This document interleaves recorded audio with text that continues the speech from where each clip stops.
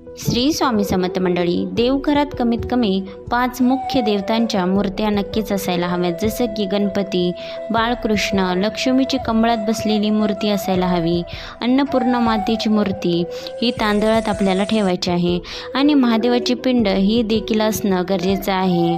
आपल्या कुलदेव व कुलदेवी यांच्या मूर्ती फोटो नक्की आपल्या देवघरात असायला हव्यात.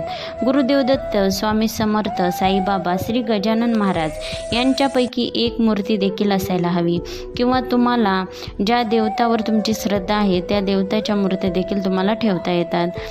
परंतु सर्व मूर्त्या ह्या भरीव असणं गरजेचं आहे. त्यात चांदीच्या, अष्टधातूच्या किंवा पितळेच्या असाव्यात.